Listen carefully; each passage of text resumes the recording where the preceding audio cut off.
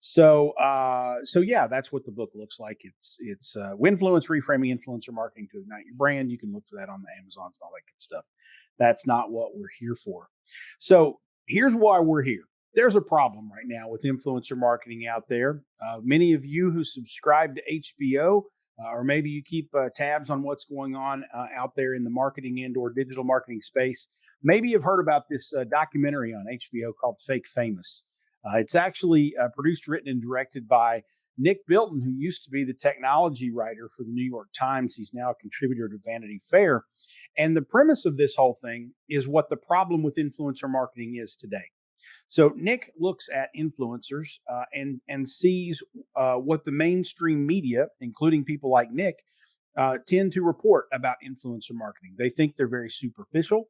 They think that it's just a bunch of people wanting to be famous for no other reason than having a bunch of social media followers, that there's really no substance to the content that they're putting out there, that many of them are willing to do nefarious things to build their following so that they can have this fake fame.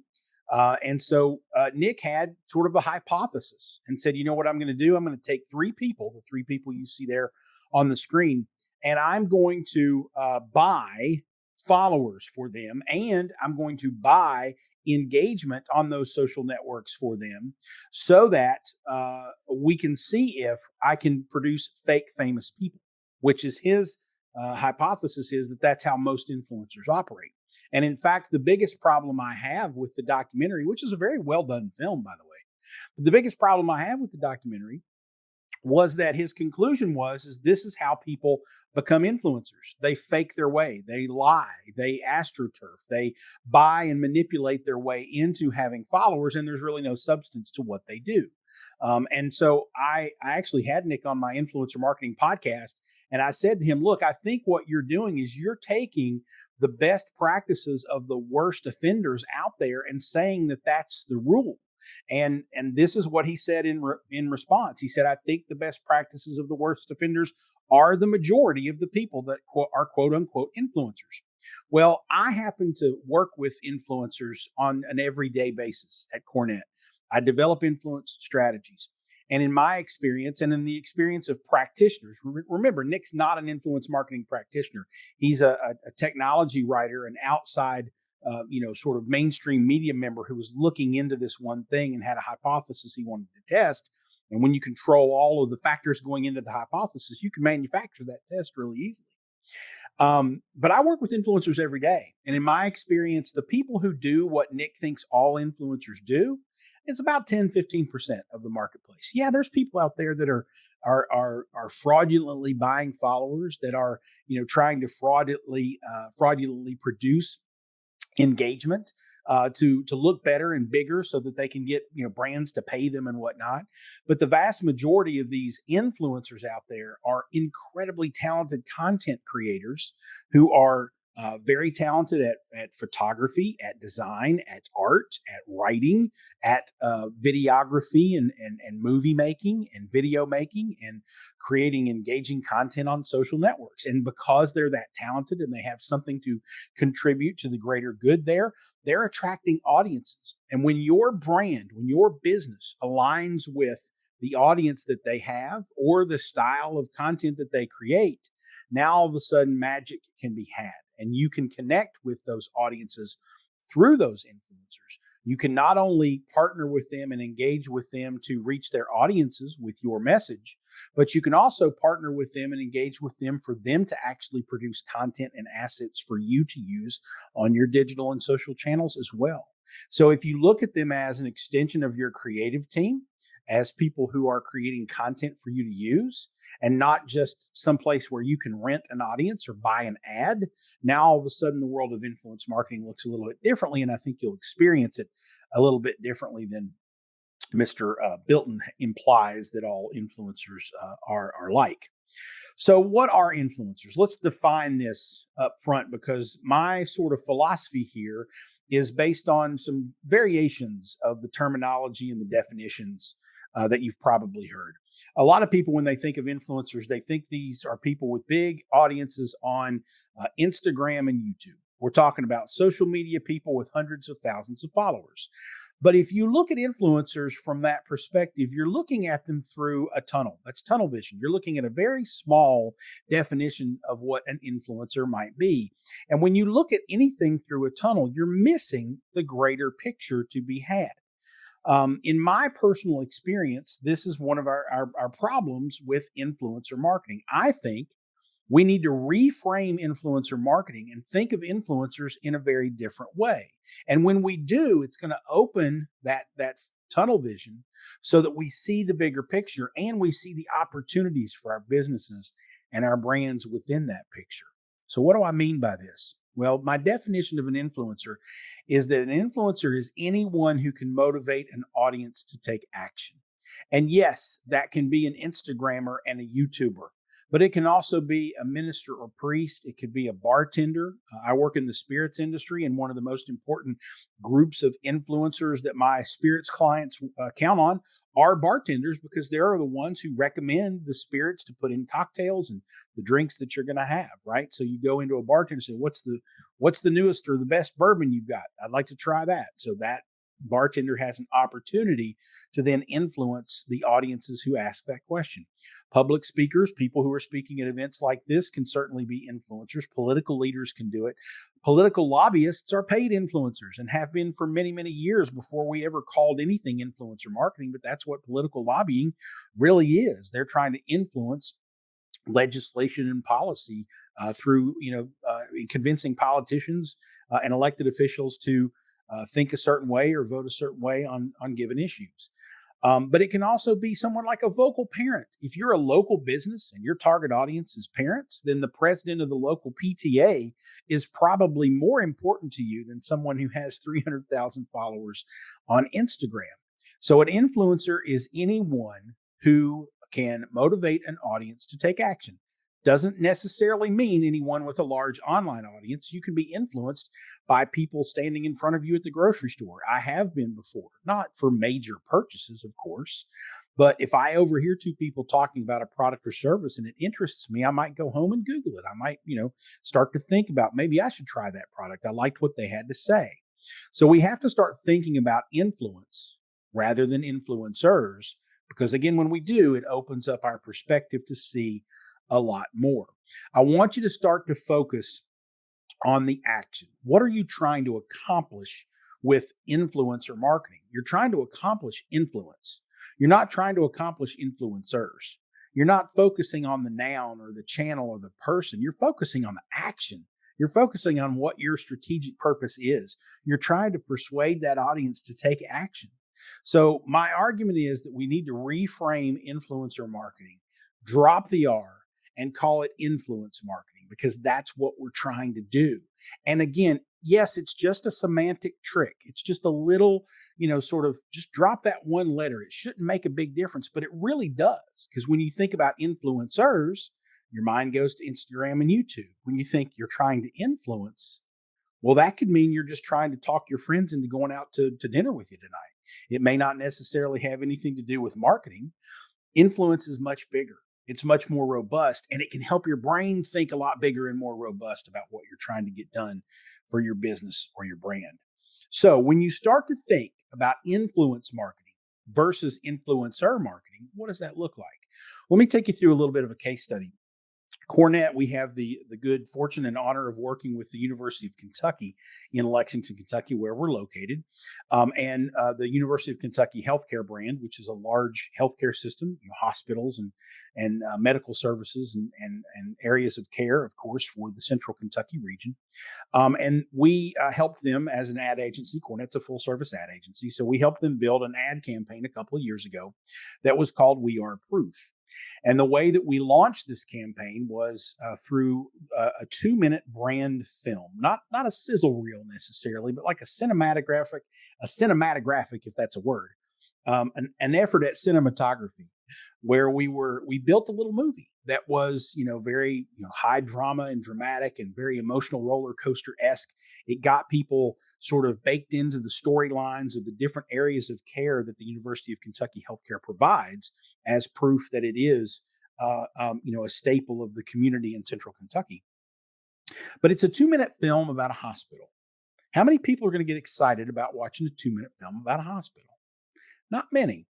But we thought, wait a minute, we know a couple of things here. We know that if we can use online video and we can manipulate the algorithms that go into that online content, perhaps we can get some more organic lift and get this little 2-minute film in front of more people. So the challenge here was to drive social engagement for the brand around this new campaign and the launch of this 2-minute video.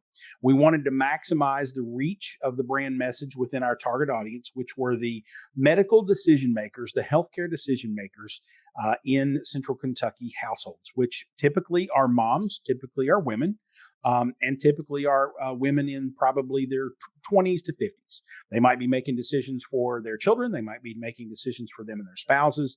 They might be making decisions for their aging parents. So there's a lot of reasons why that's our target audience.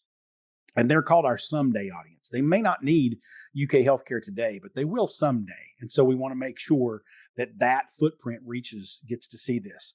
We also wanted to provide a platform for that audience to share their story, because we know the UK healthcare brand has been around Central Kentucky for a long time, and most everybody has come into contact with UK healthcare in some form or fashion.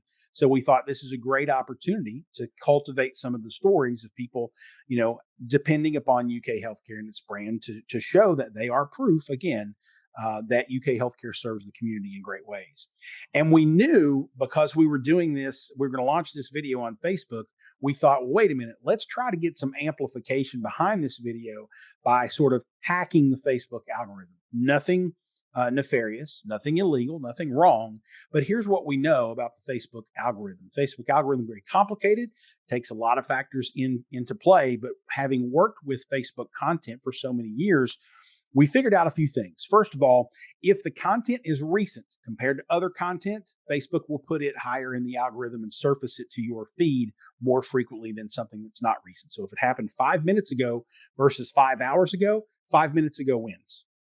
It has to be relevant, and relevance can be measured in a lot of different ways. But for this particular brand, we're in Central Kentucky, right? Our footprint is in Central Kentucky. And so the people who were seeing this content, consuming this content, and reacting to this content needed to be geographically relevant. We needed people in Central Kentucky to interact with it, not people elsewhere. And we also needed people who were interested in the same types of issues that our target audience, moms, the CEO of the household, if you will, people who were making healthcare decisions. So the same interests were important in the social graph to understand if we're plugging into that audience, there's going to be some signals of relevance that we're going to see. And then resonance is big. And what resonance really refers to is if someone interacts with the content and they respond to it, if they like it, if they comment on it, and if they share it, now all of a sudden that content has resonated with them. And so Facebook takes that into account and looks at, sort of the engagement rate, how many people are seeing it versus how many people is it resonating with. And if we can manufacture those things, we can have a positive effect on what happens. So here's what we did. We certainly took the influencer marketing approach. We found the online influencers in Central Kentucky who were significant. If you know anything about Kentucky, it's a basketball state, and John Calipari is the head men's basketball coach at the University of Kentucky, is one of the biggest online and offline influencers in the state. So we knew we needed his support. Fortunately, he has the same employer, so it was pretty easy to route that through and say, "Hey, coach, can you give us a hand here?" We also reached out to local TV media personalities like Deanne Stevens. Marianne Eves is the first female distiller in the bourbon industry, which is one of the big industries in Kentucky. Meredith Lane Ferguson has great social content on Instagram, happens to also be a local realtor. There's some fashion and style influencers on there as well. So we did our job of finding the influencer marketing angle, but we didn't stop there. We went 2 extra steps. The first one was, okay, let's find people who are influential. People who don't necessarily have big online followings, but are influential in this community nonetheless. So Mayor Linda Gorton, the mayor of Lexington, Marlon Hurst, who's the music director at the local Presbyterian church, but involved in the art scene in town. So if he's doing something on Facebook, even if he doesn't have a lot of Facebook followers, if people see it and it's him, then that's going to cause them to say, oh, if he likes it, or if he chime in here. Maybe I should too. We reached out to 75 more people in addition to our 43 paid influencers. And by the way, when I say paid influencers, we're talking a budget of less than $12,000 for 43 people, not spending a lot of money here. But these 75 people were just people in the community we asked to participate. We didn't pay them anything. We just asked for their help. And of course, being UK Healthcare, local medical center that means a lot to the community, most all of them said yes. 75 agreed to participate. They didn't necessarily have a lot of online followers, but they had a massive impact on the community. And then we went one step further. Actually, the brand team brought this to us. They said, you know what, in addition to these two audiences, the day before we debut this video, we're going to show it to our, 10, 15, 20,000 University of Kentucky employees, and we're going to ask them to participate as well. So we basically said this thing goes live at 11 o'clock on Tuesday. What we want you to do is between 11 and 1 or 2, go like it, go comment on it, go tell your UK healthcare story, and then share it with your networks. And so that's really all we did. And what we did, though, was we created that reach, relevance, and resonance trifecta for the Facebook algorithm, and we produced results. In 6 hours, we had 40,000 video views. Within 24, it was 150.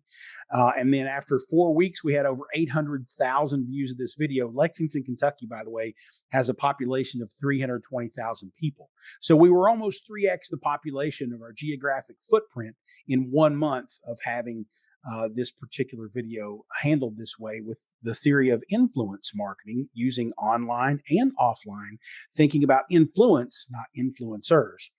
And that's how that worked. Why did it work that way? Well, it worked that way because people trust their friends, their family, and they also trust online experts and expert reviews for making significant purchases.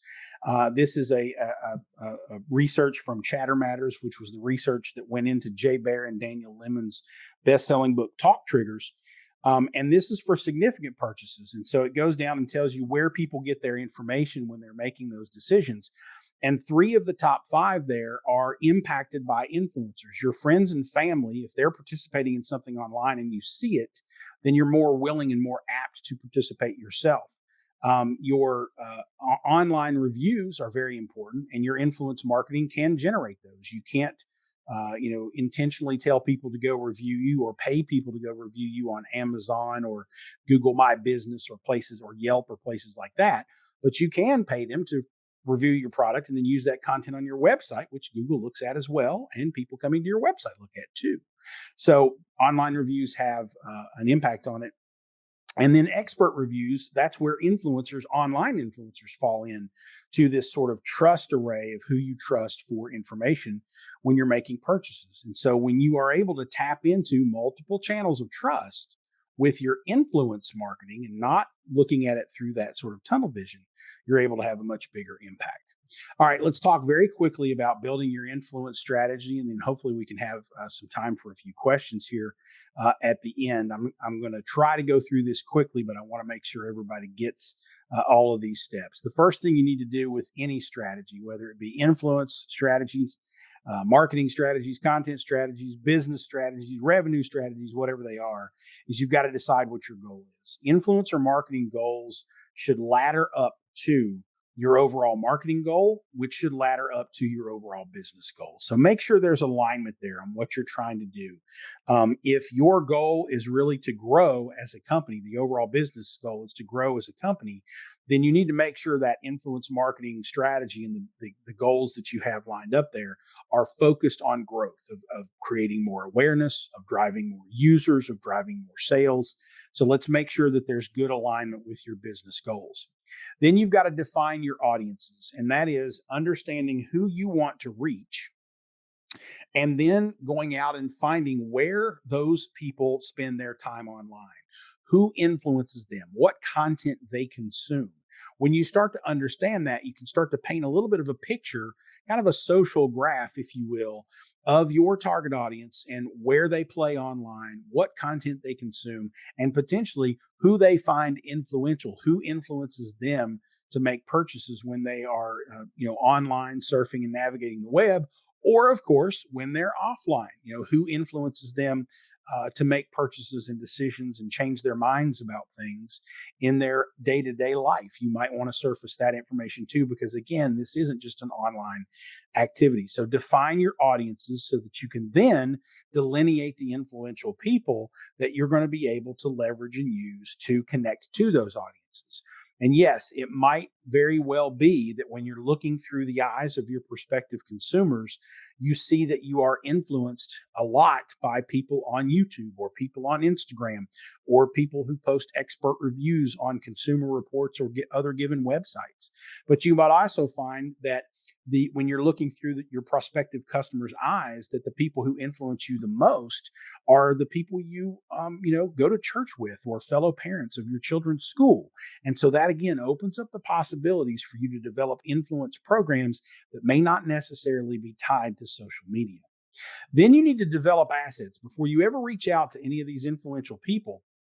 Remember that if you reach out to someone and say, "Hey, I'd love to work with you and partner with you on creating some content for your audience that's relevant to our brand," if you're doing the traditional influencer marketing thing, if they turn around and say, "Well, that's great. Can you give me some images? Can you give me some background information about your company? Can you send me some product videos or demos so that I understand what it is we're talking about here? I can get to know you a little bit better." If you don't have all of that in hand and ready to hand to them right there, the deal may be done. They may not want to wait around for you to go create it, right? So you've got to develop those assets and have those things ready at the whim to hand off and say, "Yes, I've got images for you to use. Here's our logo. Here's our messaging points. Here's our product sales sheets. Here's all of the different things that you can equip them with," so that they can get to know your brand really well and be able to speak very intelligently about you to their audiences.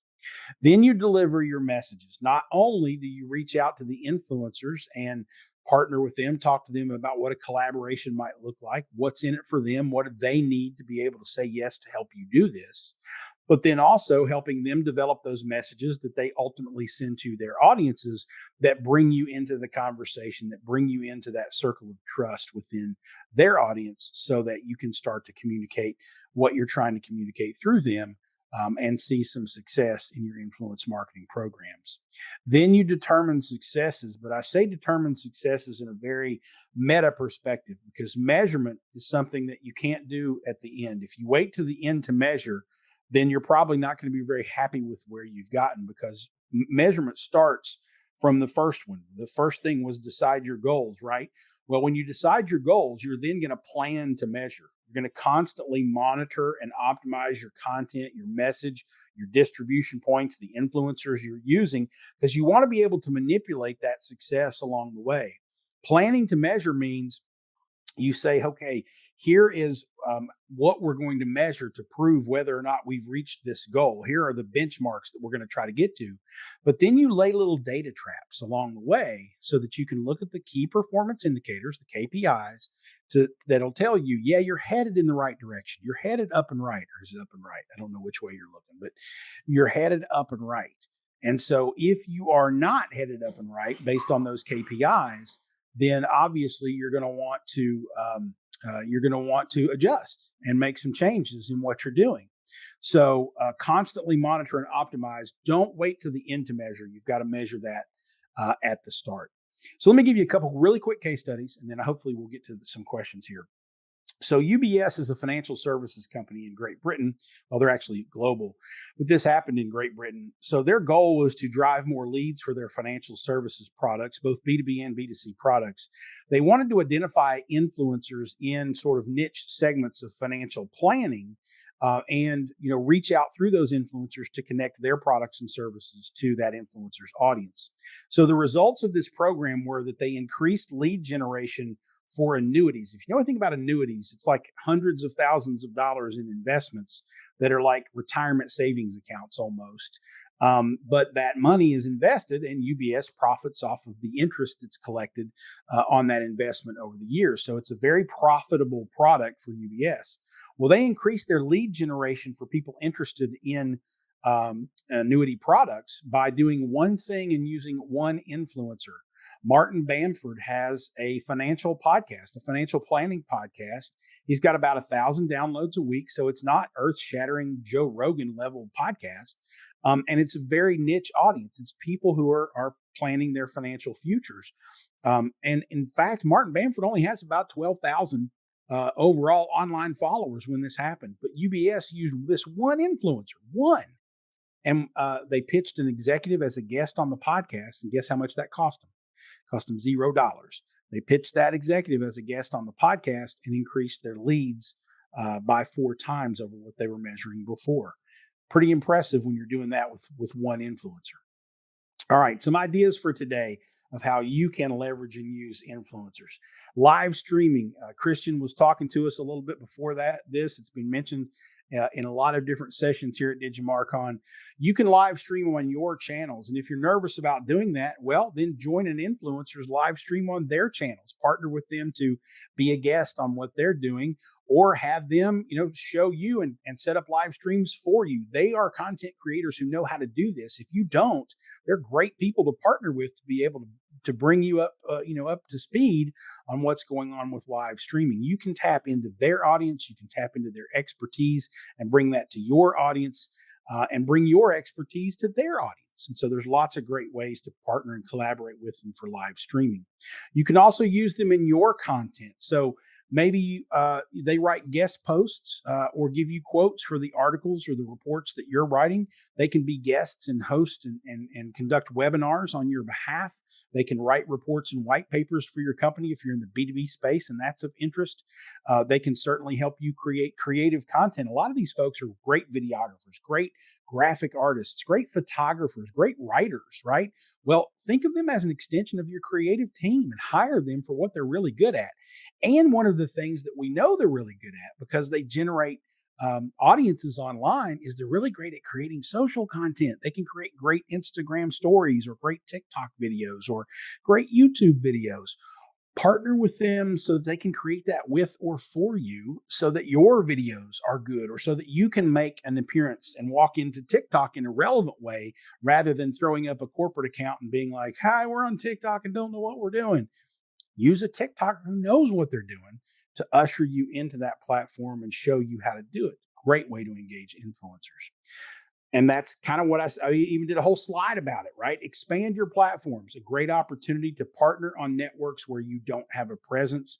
Leverage their audience to help build your audience on that platform. They can help you learn the platform and how to leverage it and use it for your business and be a brand ambassador for you there. You can engage through them, but you can also build your presence there with their help. And then the last thing I want to tell you here today is you've got to amplify everything you're doing. Take some of your paid advertising spend and make sure that you're promoting the posts that the influencer creates for you, whether you're promoting it on your channel or whether you're partnering with the influencer to what's called whitelisting their posts so that you can put advertising spend through Facebook and Instagram and other platforms behind their content and target it so that their content reaches more than their audience, but it's content that you've partnered with that is good for your brand.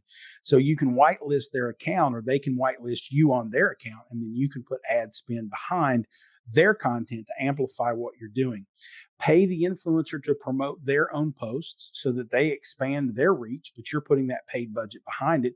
It's good for them because it helps them expand into new audiences. It's good for you because it gets your sponsored content, your messages out there to more of the people that you're trying to get to. And then target more granularly the audience you really wish to reach. So if I'm partnering with an influencer, let's say for a spirits brand that I work with, but I know that this spirits brand is really going to be that hardened, whiskey drinker that knows more about whiskey than everybody else, and they're not really going to change their ways. I can drill in my targeting and say I've got some really good content where this influencer talks about this particular brand of bourbon, and I can say, you know what, I'm going to put a couple of $100 behind that influencer's post, but I'm going to drill in and target those bourbon communities, those people who like, really hard to find bourbons that are members of some of those secondary marketplaces, so that I can get my brand injected in front of that audience more frequently. That paid spend is going to do wonders for you with that influencer content. All right, quick summary, just to kind of recap what we've talked about here. If you think about it in terms of influencer marketing with the R on the end of it, it's prohibitive. Unleash, open up your imagination, open up your mind, get rid of that R, talk about influence, not influencers. Build your strategy to influence. Use the pathways through online and offline people and channels to persuade your audience to take action. Collaborate with those influential people on your channels, on their channels, and maybe even to test and expand into new networks. Immediate takeaways today. You can put them in place today or tomorrow, whenever you get back, to actually executing all this great stuff you've learned here at Digimarcon at home. Make a list of those who influence your prospects, not just online, but offline as well. Brainstorm some ideas of value that you can provide to those influencers that will make your brand and what you have to say relevant to them. What's in it for them? If you can throw that card on the table, they'll pay attention to you. And then start small. Reach out to one or two of them and start the conversation. Say, hey, we love what you do. We love your content. We think your audience and our audience have some things in common. What does it look like for us to partner together? We'd love to do it. That's a great way to kind of start a baby step into influencer marketing. All right. I've been talking a long time. I've been talking fast. I've been going over a lot of stuff. So I would love to turn it over now, if we have time left, to do a little Q&A. So I hope that you have enjoyed the presentation here. I hope that it's been useful for you. And let's see if Kenneth's got some good questions for us. Uh-oh. I don't know about that. But a reminder to the audience, if you see the Q, the bubble on the left hand rail that has the question mark, please drop in some questions. So, Jason, I've got a few. Okay. What is the biggest misconception that you see in influencer marketing? And the reason, I love the point that you brought up about the 75 people that did not have a lot of social following. However, a lot of times what we always think about, and you also reference it later, is the people that are creating content. And a lot of those people that have influence, as you just said, they're not really content creators. Right. Might be your pastor. He may not be the most biggest social butterfly in the world, but he has influence. And so I think so often I find people get locked into the number of followers because they don't know how to align their thinking, their strategy. They don't know how to ask the question. We think our audience, I don't remember how you exactly said it, but you said, we think our audiences align. Mm-hmm. I don't know that a lot of people are not intelligence, not the right word. I don't know if they know, they're savvy enough to know what the influencer's audience really is. And unfortunately, a lot of influencers may think they know it, but they don't always know either. That's very true. The biggest misperception, you danced around it there, but really the biggest misperception is that people think that follower count matters. Follower count doesn't matter, and it doesn't matter for a couple of reasons. Number one, if you have someone who has 100,000 followers and they have a 1% engagement rate, then that means 1,000 people are probably going to have some relevant reaction to the content that you partner with them to see. If you have someone with 10,000 followers and they have a 15% engagement rate, now you got 1,500 people, right? So who's better? It's the people that have the engagement. And you got to do some math there to figure out, well, what's better?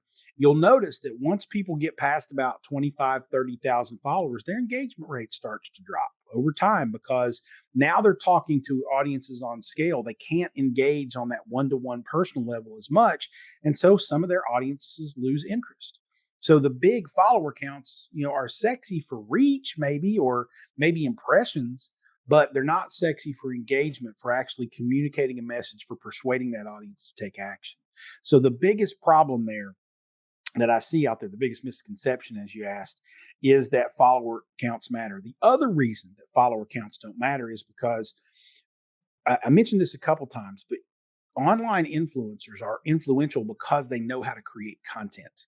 They're content creators. They're good at this. They're good at engaging audiences, but they're good at engaging audiences with that content. They are an extension of your creative team. You can use, and your contract with them can be, hey, we want to get our stuff in front of your audience, but more importantly, we want your wonderful creative to use in our content on our website, in our collateral, on our social channels as well. If you look at it that way and you start to borrow from some budget from content creation, now all of a sudden you do have a little bit more money to go spend on influencer engagement, because They're not just giving you access to an audience, they're also giving you access to their talents. And that means something and is worth something. When you were talking about for a while, but I remember the brand pushing guest influencer. It was very hard for the communications team at a large brand to like it was okay for tell that story. And I'm sure you run into this on occasion as well. The way, if you will, and letting the influencers help tell your story. So you broke up a little bit there, but I think I know what you were getting at. One of the things that, like, if you are a conservative brand and you don't want, you have to have complete control over the message and the everything that goes out about your brand. Influencer marketing will be very uncomfortable for you because one of the ways that influence marketing actually works is when you say, "Here's who we are. We want to partner with you. We have a brand, we have a product, we have a service. Here's what we believe." But then you let them translate that to their audience in a meaningful way. And if you get in the way, you're going to muck it up. And it's going to seem like you're paying them. It's going to seem like it's disingenuous. It's going to seem like an ad spend, not like a genuine partnership where they are saying, "Hey, I trust these folks. I trust this brand. I trust this company.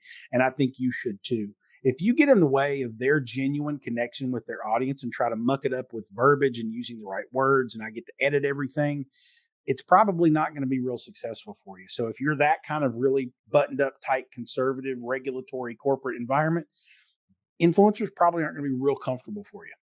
Yeah, and it's not always as if you have, but from can you hear me okay? You're breaking up a little bit, but I'm hanging in there. Okay, so measurement wise, give us some guidance on what you think you need to do from a measurement standpoint, because you brought this up earlier. A lot of people are going to leverage this from an engagement standpoint. Your CFOs or performance, your CGOs now are going to be looking at this from a sales perspective Right. or leads or whatever it is. Sure. Well, there's a couple things I'll say on that. And measurement is one of the big questions that you always have to deal with in influencer marketing. First of all, if you're very clear on your goal from the very beginning, if your goal for influence marketing, which ladders up to the things hopefully that you're trying to do overall, if your goal is to create awareness, well, awareness is measured in increases in audience resonance of messaging, some soft metrics that are not tied to financial outputs, right? Increased awareness means you're going to increase your follower count, you're going to increase website traffic, perhaps, which can have some correlative effects on finances, certainly. But I had a challenge recently where I went to a few influencers and they said, what deliverables are you looking for? And my deliverable for the client that I was working with is, we want to partner with you to change the way your audience thinks about this topic. So we want, basically mind share changing. We want them to think about this company with this, this topic. Innovation was the topic. And we want to connect those two concepts, the company with innovation.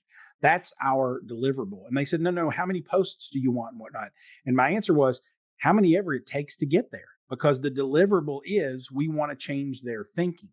And so the goal of that was to change people's thinking. Well, the way that we're going to measure that is, we understand what people say about our brand now. And then we're going to survey them or use some social listening techniques and whatnot to see what they say about us after using influencers for 6 months, and look at the difference, right? And so if we understand the difference, we'll understand what we did. We have to communicate that up the chain so that the CEO and the CFO know the goal of this expenditure was to change thinking, not to drive sales. And so when we report, here was the goal, here's the results, then they start to nod and go, okay, well, that's good. Now, you do need to connect. Why are we doing that? And how will that ultimately impact sales? Well, if people start to connect, if the public starts to connect our brand with innovation, then they're going to turn to our products more frequently than they're going to turn to our competitors' products when they're looking for new features, new innovations in the space. And so, again, you're trying to establish demand for your products. And so it all goes back into communicating your goals up the chain and making sure that they're aligning with the ones that are being requested down the chain. so that you can then communicate the results at the end, and everybody's going to be happy with it. So when did the book come out? The book came out in February 23rd was the published How date. how did you use influencers since you weren't able to on the road? How did you leverage influencers to help you influence with this? That's a great question. I think I have been the guest on to date 132 podcasts. I've also written probably 2 or 3 dozen guest posts on various blogs and websites. I have another 140 some odd podcasts on my target list. And so I have just been, working the online presentation, space like this event and others to make sure people understand there's something new out there and some new thinking in the space that you can go get. So far, knock on wood, so good. Well, we'll definitely have to talk about podcasts with me on another time.